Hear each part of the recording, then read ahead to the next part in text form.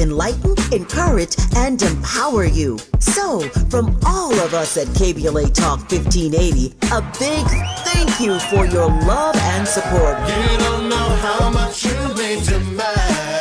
And by the way, if your smartphone did not update automatically, be sure to download our brand new KBLA 1580 app. We think you'll love all the new features, including new ways to send us photos and video in real time, whenever news breaks, while we're on the air. It's a new dawn, a new day for KBLA Talk 1580, and we're glad you're on this journey with us. You never turned away, you were right there.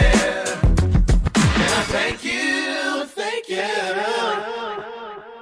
First things first.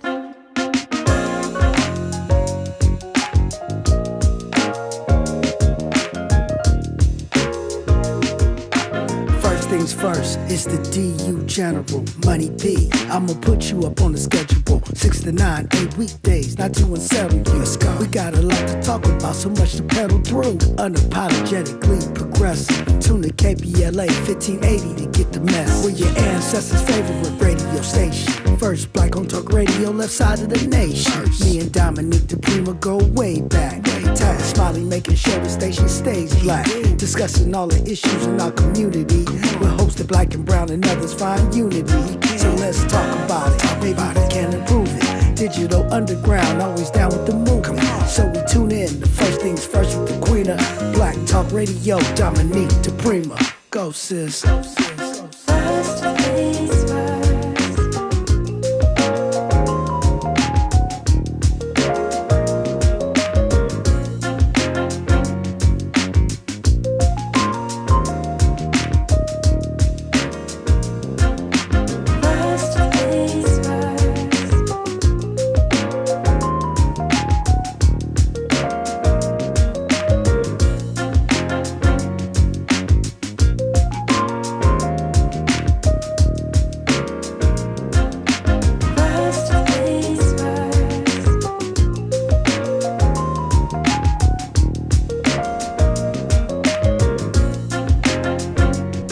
KBLA Talk 1580, good morning and God bless. I'm Dominique DiPrima. This show is called First Things First. And my very first thing every day, giving thanks, giving praises and asking for blessings from God, asking for the blessings of the ancestors and the elders. And let's go, let's go, let's go. And by let's go, I mean let's really go, because we are broadcasting from somewhere in Nigeria. We're actually, by somewhere I mean Lagos, which is a huge city. Think the New York City of the African continent, only bigger. It's a ginormous town, just busy, full of action, full of haves and have-nots. This is actually my second trip to Lagos. My first trip was in 2019, but there's so much to see. It's the kind of city you could spend months in and still feel like you barely got to know it. Today we are headed out to one of the huge markets. These are kind of, think like, Sloss and Swap Meet times 1,000. Sprawling and full of crafts, handmade items, recycled items, junk and ratchet stuff, and beautiful crafts that you couldn't find anywhere else. So we're looking forward to that trip. There are over 50 of us on this journey, most from Los Angeles, but some from other parts of the United States, and many coming back to Africa with African Focus Incorporated and KBLA Talk 1580. Of course, you know, we team up together on this trip, but many coming for their very first time touching the soil of the motherland. We had at least one set of profuse tears when we arrived at the airport late last night in Lagos. And it is balmy, I gotta say. I wasn't expecting it to be quite like this. I feel it's giving tropical island right now. It's giving humid, warm, and overcast. And it is, Nigeria, from my experience, is such a place of contrasts. You know, you have extreme haves and have-nots. You have high fashion and sort of traditional culture. from the small towns. Like a lot of big cities, you got country folks walking around here, and then you got these Nigerians, Lagos fashionistas, who are giving, the top fashion houses of Europe and the top fashion houses of Nigeria, because of course Lagos is known for their own indigenous designers who are very, very glamorous. Later in the day, we'll visit the Nikkei Art Gallery. This is stories and stories, floors and floors of original fine art, beautiful pieces. In fact, as I'm talking with you right now, I'm looking at sculpture of a rhinoceros crafted out of found objects. That's just stunning. It has everything from ornate tile to a spatula to rusted car parts, making up the most gorgeous statue of found objects. And in the Nikkei Gallery, which I've been to before and actually purchased something from, there are just at least 5 stories of beautiful artwork, fine arts from some of the originators out of Lagos and actually around the African continent. There'll be art there from Ghana, from Senegal, and other parts of the African continent. I know I don't have to say this, but I'm going to say it anyway. I know that y'all know that Africa is not a country. It is a continent with 54 separate nations, 54 separate nations.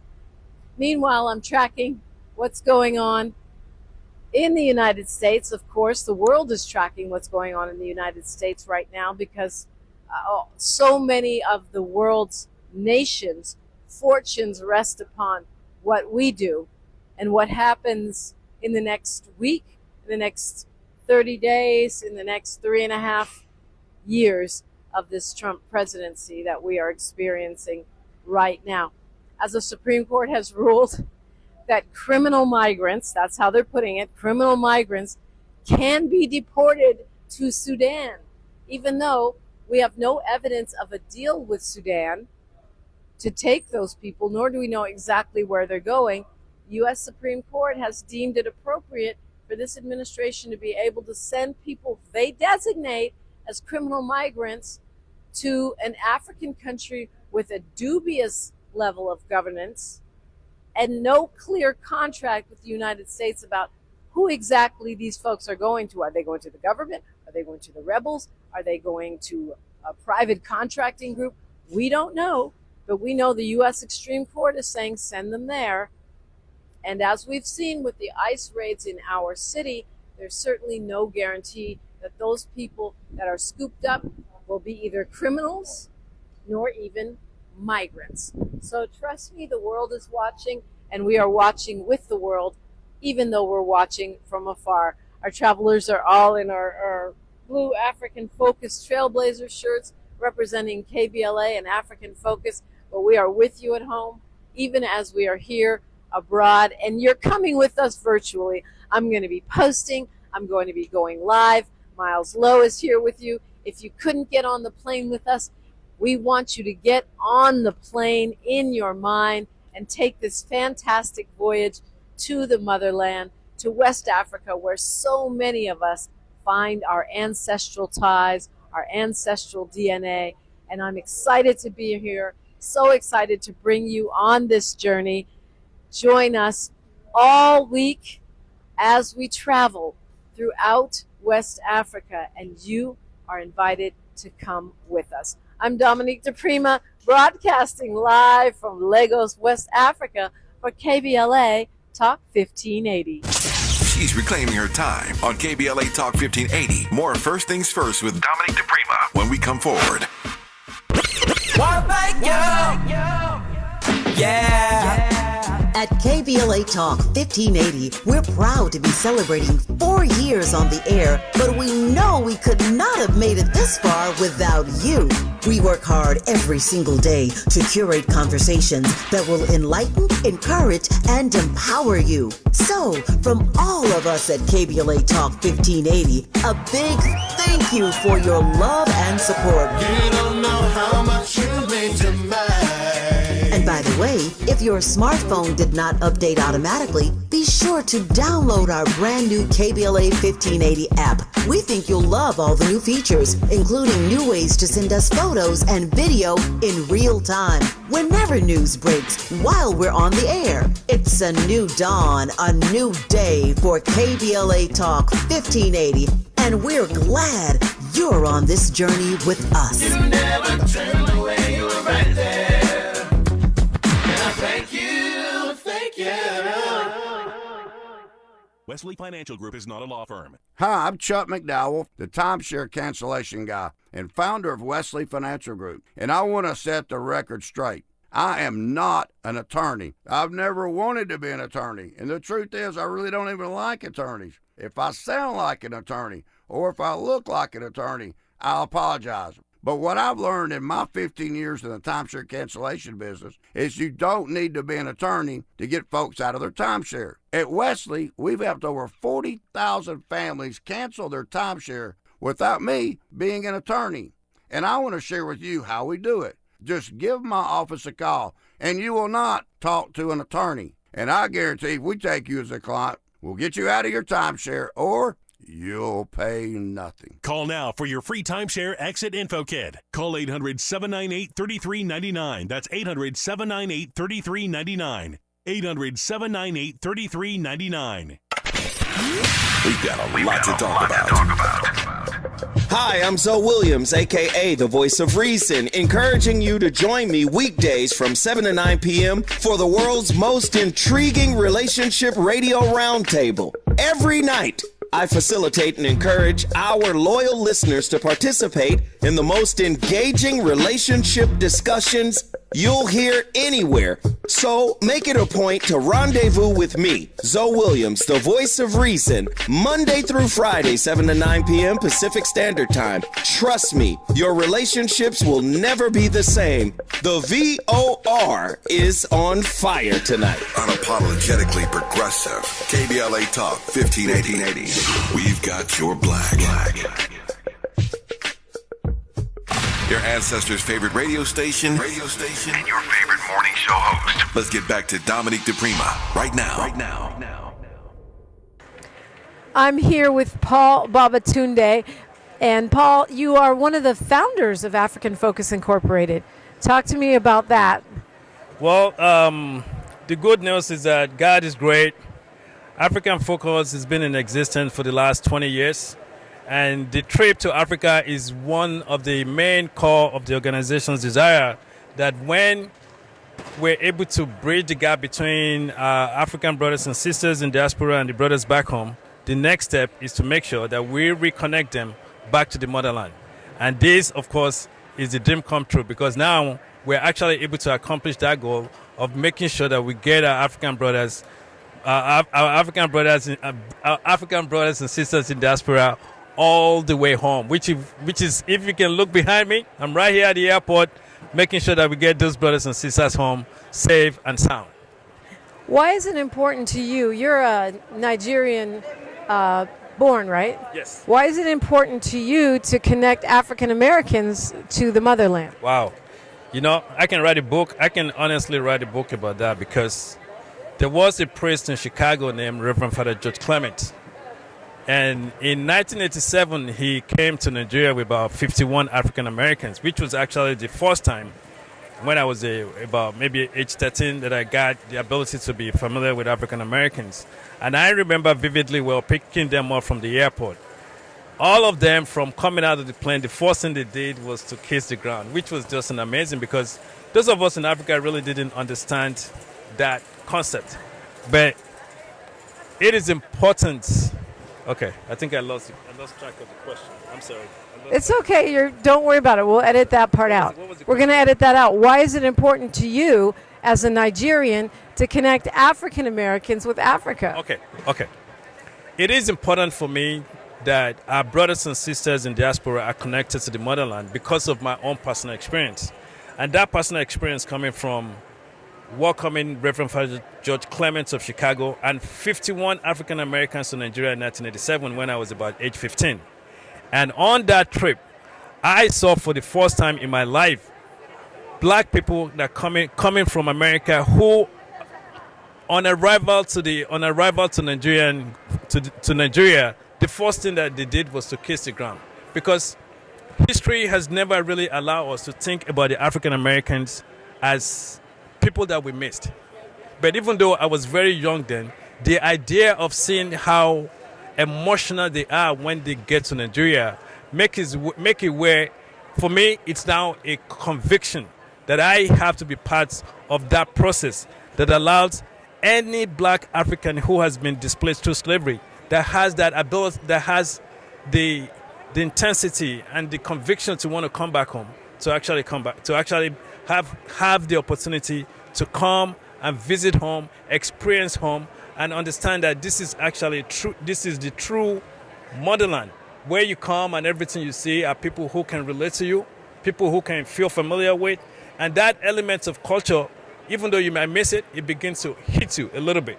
So it is very important for me that this process of reconnecting diaspora to Africa is like probably one of the most important thing in my mind, with respect to the relationship that is built between not just African Americans, but blacks in diaspora and blacks on the continent of Africa itself. You've taken it even a step further because you and your family have adopted African Americans into your blood family, and I'm one of those. Right. And last time we went to Nigeria in 2019, I had the opportunity to meet some of your family in Nigeria, and it was really a beautiful thing, and we'll be connecting with them again. So beyond connecting black Americans or African Americans, freedmen, as some like to call us, to Africa, you're connecting us to your family. So what does that mean to you and your family? At the inception of the organization, one of the things that Mr. Uchenna Nwogu and his wife and the other members of the organization really wanted to be sure that we did, it's not just the inducting our brothers and sisters into our individual family, but taking the next step of actually reconnecting them to our families back home, which is one family at a time, regardless of what the policy is in Nigeria. So the process of actually inducting one person inside of the African family itself, especially in our case, where I've been privileged enough to have the opportunity to induct you into my African household, is an opportunity of a lifetime. And the fact that we're actually being able to make that come true by you, whether I am there or I am not there, that my family is actually there to receive you. And I'm telling you, they can't wait to see you right now when you get home.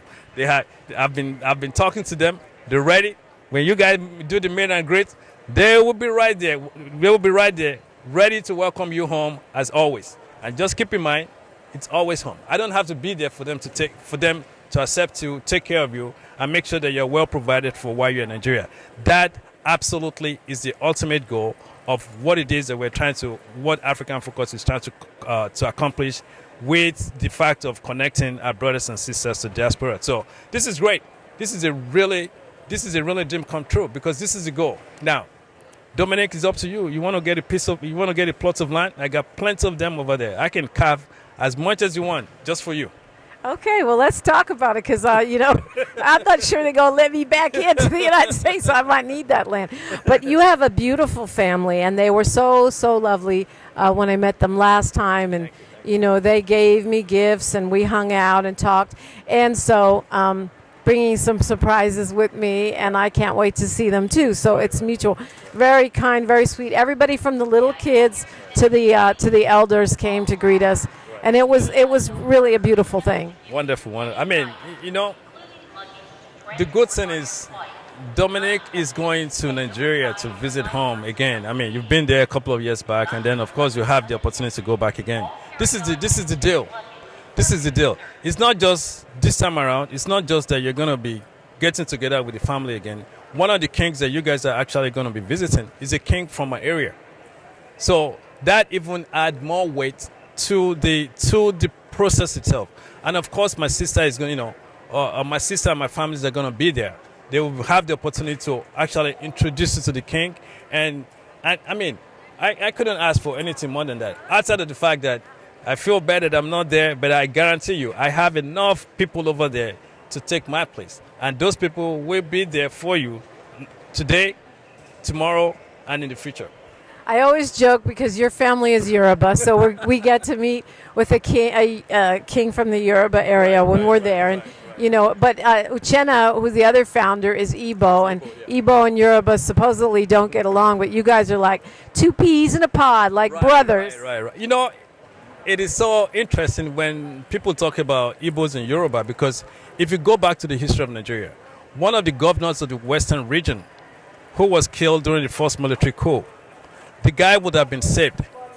But because his Igbo friend was visiting him when the military coup happened, said, no, you guys are not going to kill this guy while you guys are in my house. And he said, if you guys are going to kill him, you kill me too. See, so the Yorubas have a foundational, we have that foundational love and trust for other people, that we're willing, we value friendship, we value brotherhood, regardless of whether the person is Yoruba or Igbo or not. That is the most, Yorubas are the most liberal element of the Nigerian community. Whether you talk about Igbo, you talk about the Hausa, and you talk about the Yoruba. We are absolutely very liberal with respect to everything. Whether we want to get married, whether we want to make friends. But Uchenna, of course, Uchenna is Igbo. I have just been lucky to have a lot of Igbo brothers since I've been in this country. All of the people that have added value to me are Igbos. Well, it's interesting to me too, because the other stereotype is Africans and African Americans don't get along.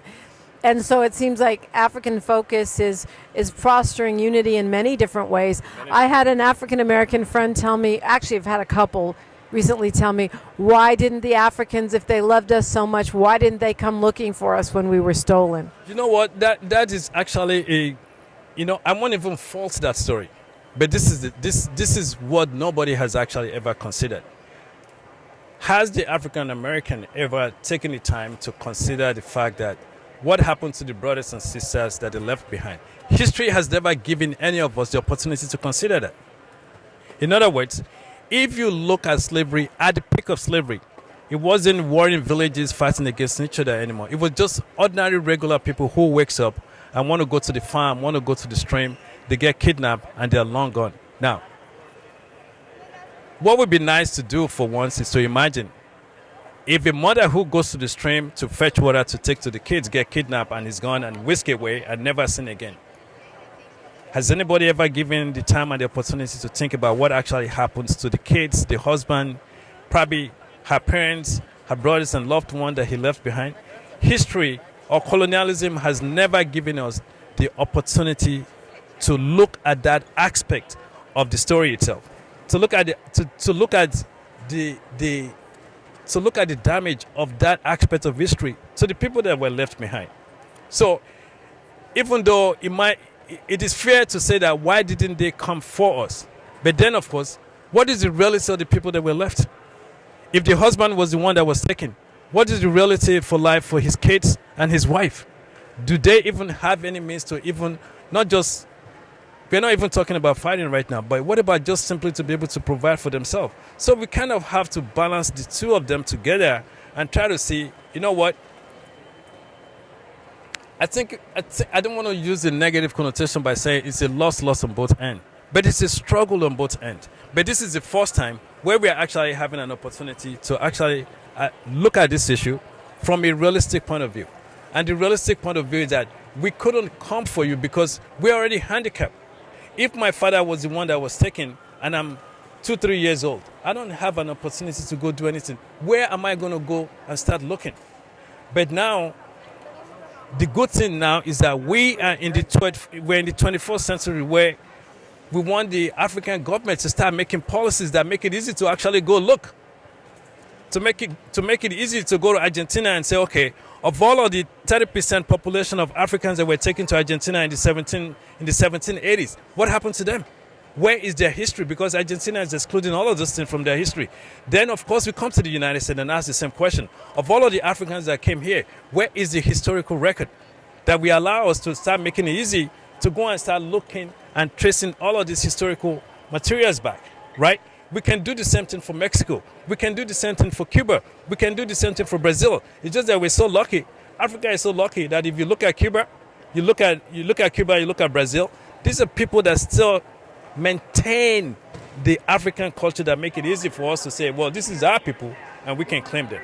So with respect to looking for our people, we're in the 21st century right now. We just need the African government to start making policies that allows for that to happen.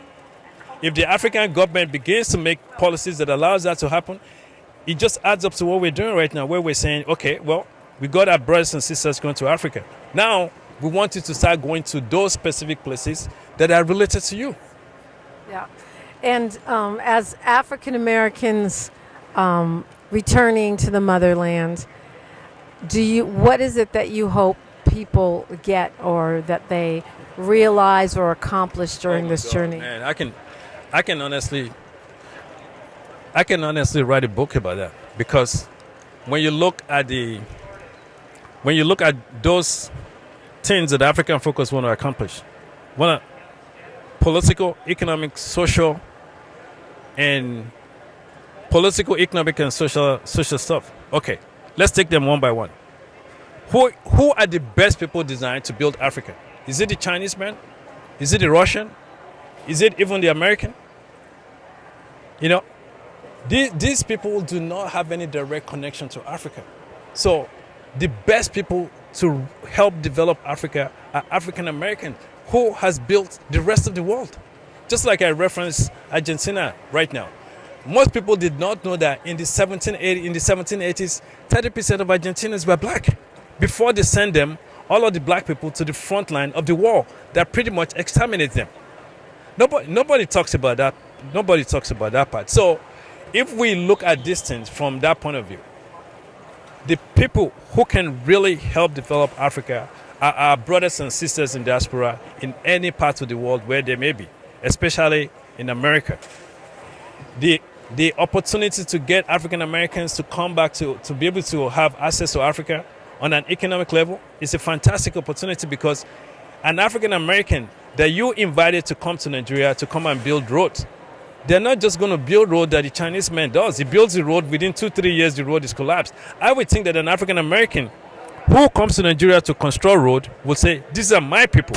More of First Things First with Dominique DiPrima when we come forward. I'm Bree Wood with BIN News Now. A tragedy was narrowly avoided at Cross Point Community Church in Wayne, Michigan, Sunday when trained security guards shot and killed a gunman outside the building. Black lead pastor Bobby Kelly Jr. credited the church's decade-old security team with saving lives. I can't stop praising their actions enough. You never know what you're going to do when it happens. You can think you're going to do something, but in the moment you don't know. The white suspect, Brian Browning, may have been in a mental health crisis. CoreCivic is converting a 2,560-bed California City facility into California's largest ICE detention center. The move follows a federal court ruling that blocked Governor Gavin Newsom's attempt to ban private immigration prisons. And Black Maryland Governor Wes Moore has declared a state of preparedness as a dangerous heat wave approaches. With Black communities often hit the hardest, officials urge hydration, staying cool, and checking on elders. Get BIN News Now on demand 24/7 on the iHeartRadio app. In Boyle Heights, we have a stalled car on the 5 North just before Grande Vista Avenue. 2 middle lanes are blocked and traffic is slow coming from Eastern. Then in West Covina, 10 West just before Azusa, that's an earlier crash up on your right shoulder. We can see a bit of a backup coming from Holt. Then in Long Beach, we have a 3-car crash on the 405 North before Palo Verde Avenue. Right lane is blocked and there's going to be some slowing as you approach. Is this the time? This is the KBLA Sports Minute with Ray Richardson.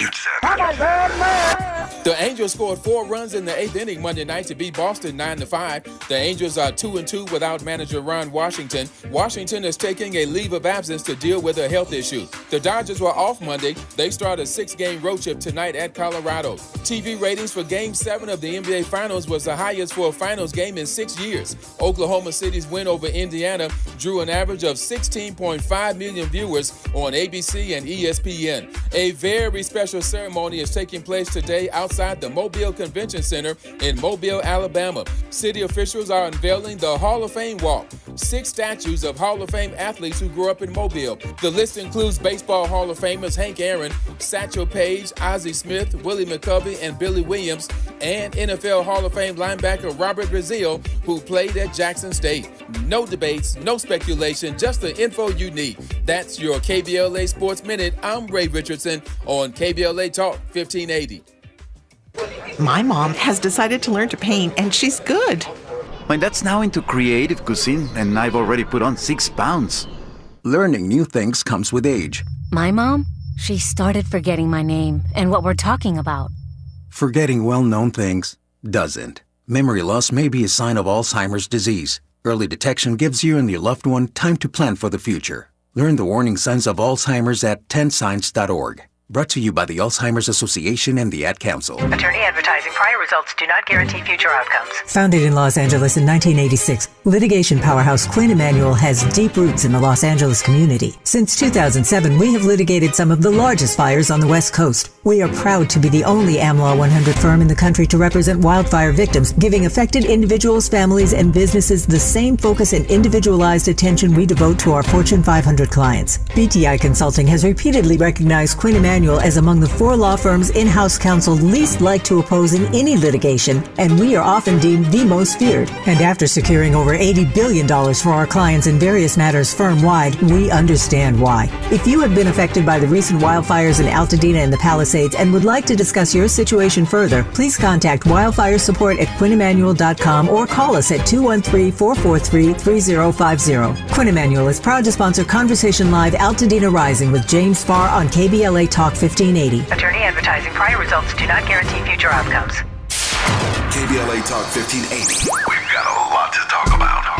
Imagine a Los Angeles where everyone can thrive, where communities have access to the resources they need to succeed. That's the vision of Detours Mentoring Group, Inc. They're dedicated to improving life in LA County by providing educational support, employment assistance, and spaces for community engagement. By 2050, they want LA to be the best place to connect, create, learn, live, and play. They're working toward an education system that's well-resourced and culturally responsive, becoming a hub for artists and innovators, and making sure everyone has access to healthy food, quality healthcare, and safe housing.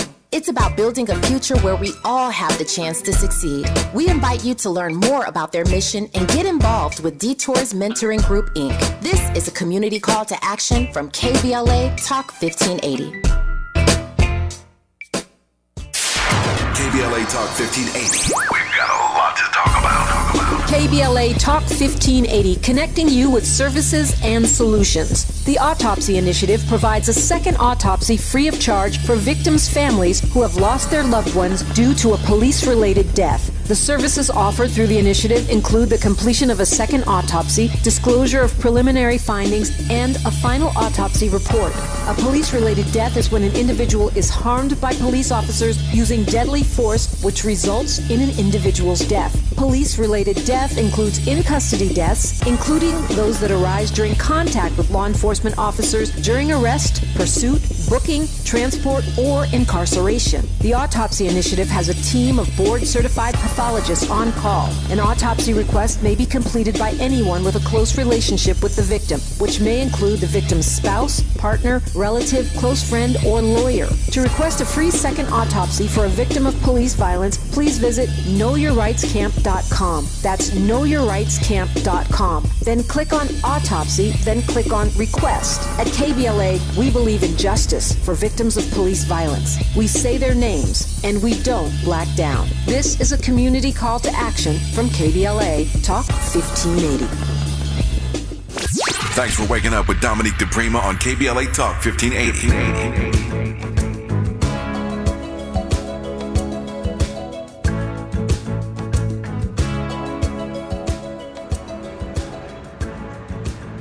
We are broadcasting from the National Museum of Lagos. I'm here with the Assistant Director.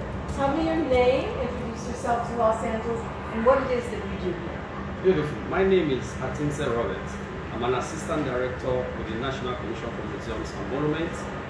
an education officer by experience. What we do here is that we are the ones that disseminate information as regards the objects that we have right here in the museum. As education officer, our responsibility is to ensure that we disseminate the right information as regards the objects we have on display. Thank you. Do you think people are not, they're miseducated about what the kind of art and the kind of objects that we have here? If they are educated, yes. We have a lot of people that come over here to see our objects in the museum. What will really show you that is from our statistics. We understand that as education officer, we discover that the older ones might not be too interested, but we ensure that the children who we have to hand over the culture to, we have to put them in line and ensure that they are part of it. So we basically have a lot of children that comes here. If you look to your right as you speak, you see that visitors are also coming in as we speak this morning. So it shows you that here in National Museum of Lincoln, Lagos, we are not short of having visitors. We are always having visitors who come to see our culture and see the artworks that we have here. Most of the visitors come from Nigeria, or they come from other parts of Africa, or they're tourists from other countries? We have people from different space of life. We have people from Nigeria, we have people from other parts of the world, like you are right here today as we speak. We have people from America, different parts of the world that comes here to see what we have in the museum. So on a daily basis, that is how they come. When you stay, after some hours, you see them start coming trooping in because of the time that we are trying to do. Like, you know, the terrain here, sometimes there will be traffic on the road. That's why you can see them now. But I think after some time, you start seeing them coming in large numbers to visit the museum. Do you, tell me about the range of how old is the oldest thing that I might find here, and how new is the newest thing? Like, there's some very ancient art here, right? Yes. How far back does it go? Now we have a lot of artifacts that we have here in this museum. The truth is that because we have over 45,000 objects in our store, in our storage facility. So if we are talking about over 45,000 objects in our storage facility, hardly will you be able to say this object is so number of years, this object. We have objects date back to AD, that BC before the death of Christ, and AD after the death of Christ. Like we have, I'll take you there, you see the North object. North object is far back as the 600 BC, that's before the coming of Christ. So it shows you that long time ago, if we can have this kind of objects here, it shows that we have a lot of objects that are more than that in this museum. Yeah, and you have some beautiful, beautiful objects, but they tell a story, right? I see you have a timeline on the wall of the different periods of Nigerian art and culture. Yes, we do have them, and when you go around, you'll be able to see some of them too. That really tells you that these objects they speak our culture. That is why this exhibition, this particular section where we are, is called Unfading Asset of our Cultural Patrimony, which talks about the way we have lived our life. The way we have lived our life over time, and the kind of objects that we have used to portray our culture over time. So that's exactly what we have here, and they are beautiful. When you go around them, you see them that these are things that are really sophisticated. Yeah, so in different limestone, and there's bronze. Yes, and there's... we have bronzes, we have terracotta work, we have works carved in wood, like that. Several of them here. So even drums that are made from skin, we find them here also, which shows the ingenuity of our forefathers. I was reading one of the descriptions on the wall, and it says that one of the European explorers came and he thought this was the lost art of Atlantis because they were so surprised by the sophistication and the level of expertise of the artwork. Yes, I think we are talking of the Ife objects now. When you look at the Ife object, there is one basic thing that we quickly look at. One of the greatest characteristics of Ife objects is that when you look at them, you say they are naturalistic in nature. Why do we say they are naturalistic in nature? Is because when you see the object, the sculpture from Ife, they are like the photograph of a human being. So you hardly can you differentiate it from that can this be an artwork? When you see the upper eyelid is overlapping the lower one, you see the nose, the length of the nose is how it should be. When you see the lips, it's exactly how the lips, like a photograph of a person. So we say these things are super objects that our forefathers put together. And that would say, we always say they are naturalistic, that's effect objects. Then when you also go further to see the Benin objects there, you see the beauty of Benin objects.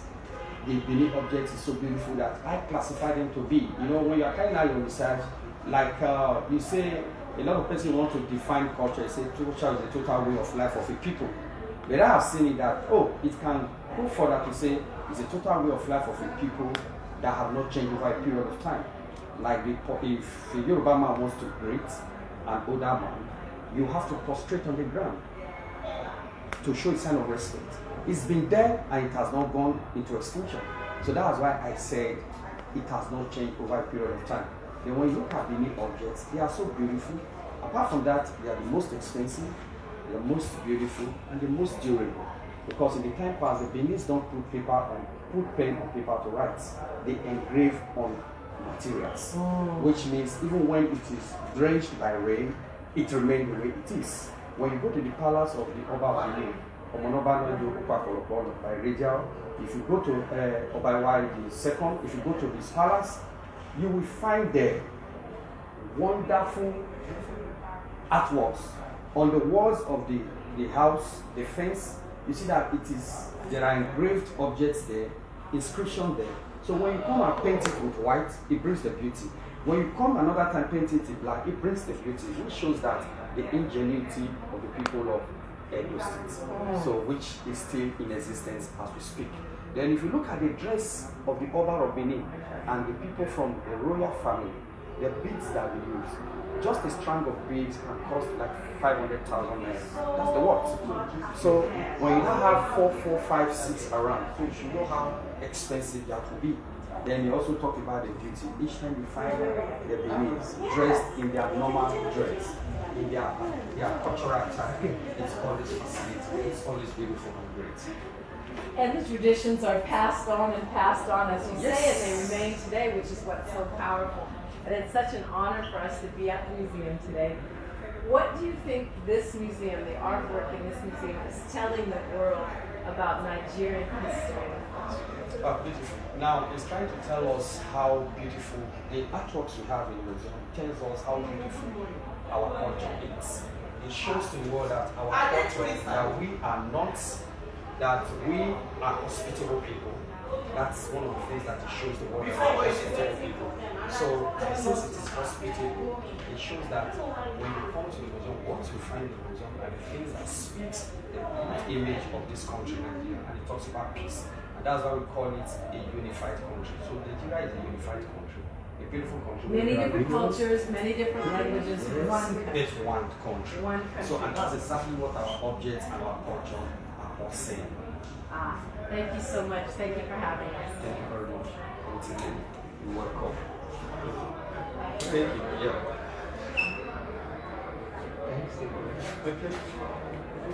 The station you turn to when you've had it up to gear with cultural incompetence. KBLA Talk 1580. Are you having trouble hearing? Hearing loss can devastate the quality of your life. Now, there's an affordable fix for you or your loved one. Rated the best hearing aids of 2025 by Forbes Health, Audion Hearing has the highest quality hearing aids at the lowest prices, starting at just $98 a pair. I actually like them better than my old $5,000 hearing aid. I could not believe how my hearing and life changed. Join over 1 million happy customers by going to audionhearing.com. That's AUDIEN hearing.com.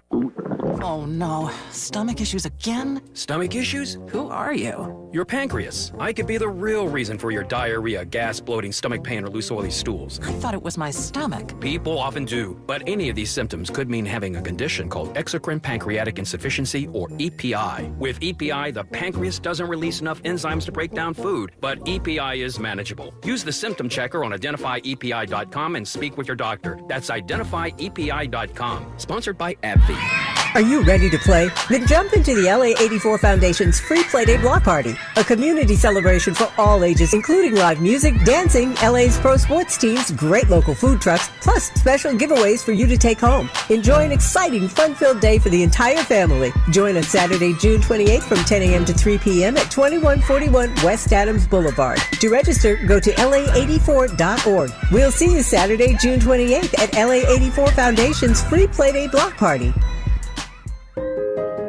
Every mother deserves a healthy and joyous pregnancy and birth, and every baby deserves to thrive. That's why the Los Angeles County Abundant Birth Project is here.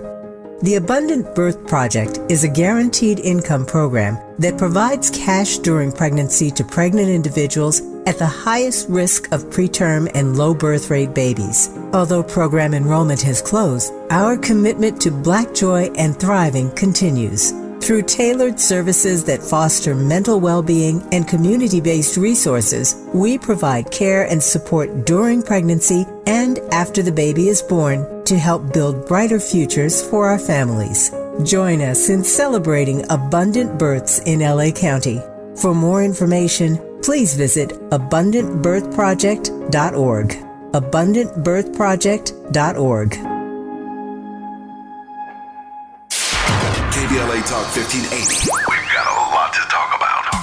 KBLA Talk 1580, connecting you with services and solutions. LA County's new Justice Care and Opportunities Department, or JCOD, is here to support justice-involved individuals and their families. The JCOD Support Center is now taking calls at 1-833-LACJCOD. That's 1-833-522-5263. Available 7 days a week from 6 a.m. to 11 p.m., the Support Center is your one-stop shop for re-entry issues and court support. They offer court reminders, connections to local services, transportation assistance for housing, court appearances, and childcare. The JCOD hotline provides personalized help to connect you with services that you need. And don't forget to check out justiceconnect.org for more information. Remember, it's free and available every day at 1-833-522-5263. This is a community call to action from KBLA Talk 1580.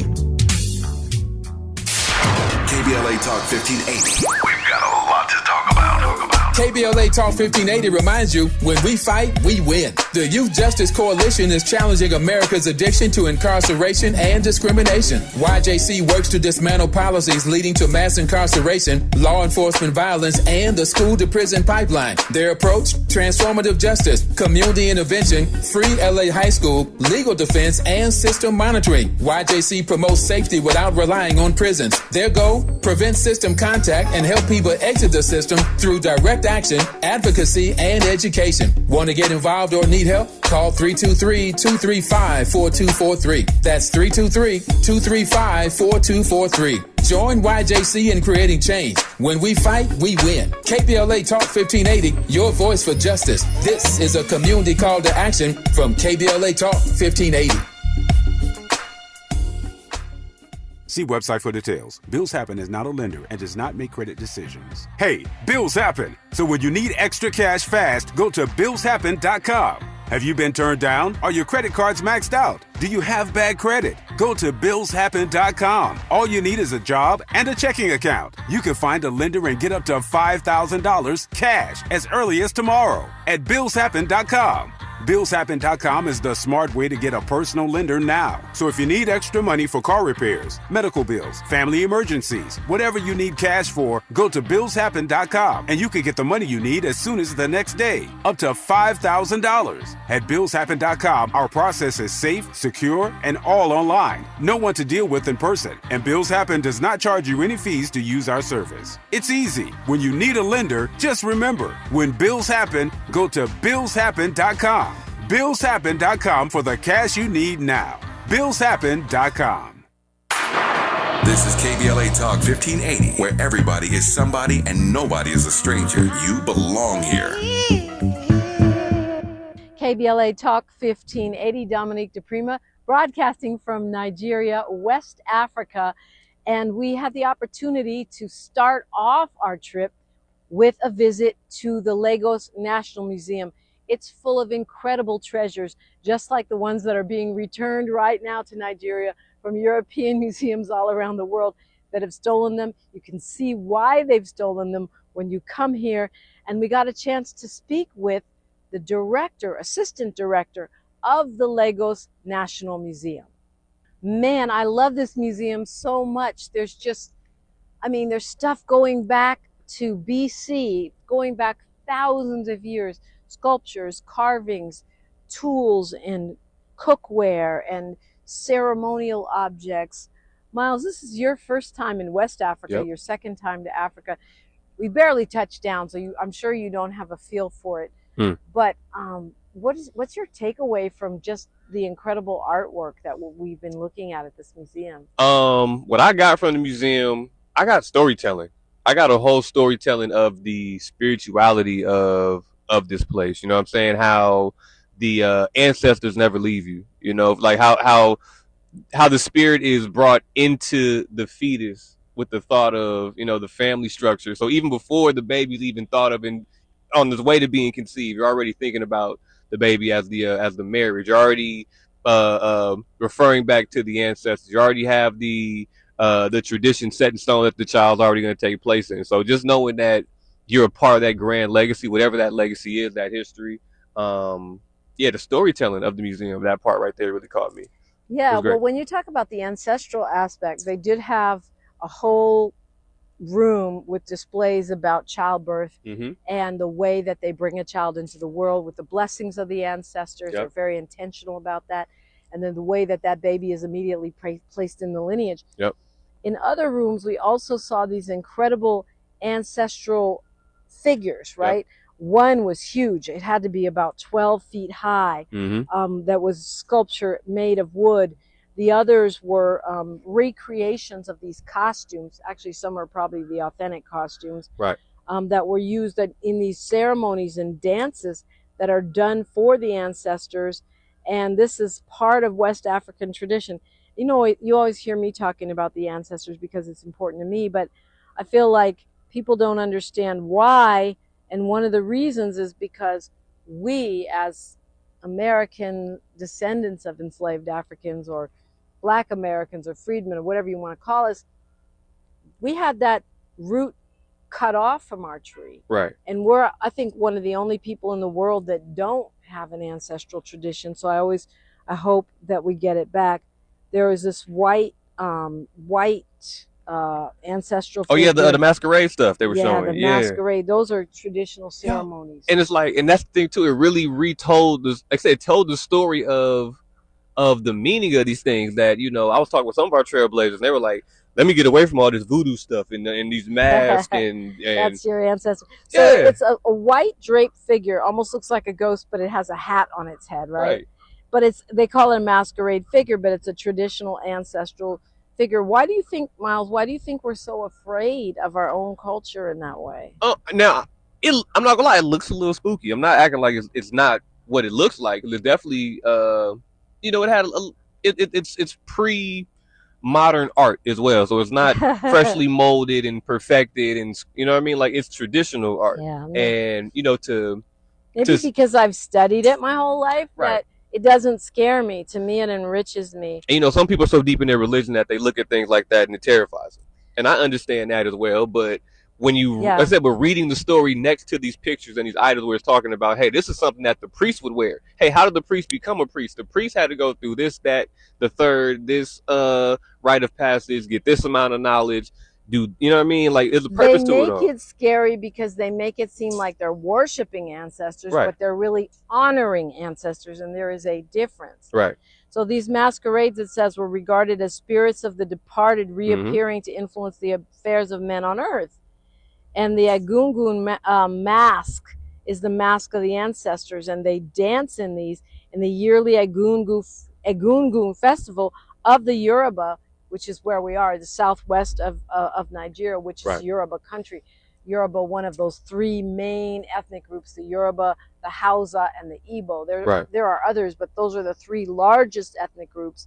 And it's believed that many African Americans are descendant from either Igbo, Hausa, or Yoruba.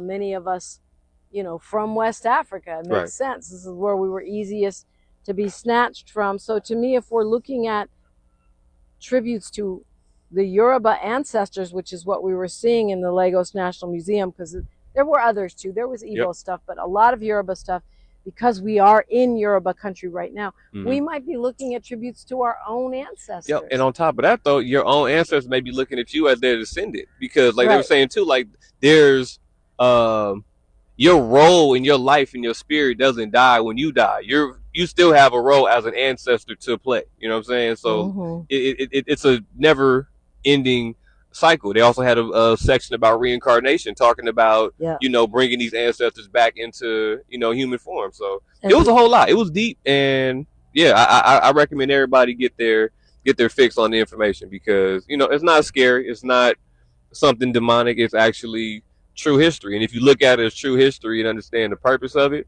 you'll understand it. It makes sense. Yeah, I was fascinated by, they have the bronze sculpture, which is more recent. I think it was a 21st century piece of Queen Elizabeth, or some English queen. I don't know if it's Elizabeth. And then across the courtyard, they have the figure of the African queen from traditional times. Right. And it's just really interesting. They're facing each other across the courtyard. And to me, it's the contrast of the colonizing influence with the influence of the traditional African culture. Another thing I got too, there. First of all, shout out to the little kids that were running around getting their information too. Had a bunch of school tours coming around while we're there. But they also had stuff for the common man. You know what I mean? They're showing the tools of the trade. They're showing how they caught fish. They're showing how they, knitted the knitted quills. They showed like the bulletproof vest they would wear to war. I looked at it like a bulletproof vest, you know what I mean, with the mojo bags attached to them, and the spears, and what the belts meant, and the weaponry, and the mask. It's deep. It's super deep. Queen Idia is the queen we saw. She's from the 1500s, 1500 to 1550, from the Benin Empire. They have her in a full life-size bronze statue, looking directly at this English queen, and I just love that. It's like the colonizer with our tradition, our traditional culture, face to face.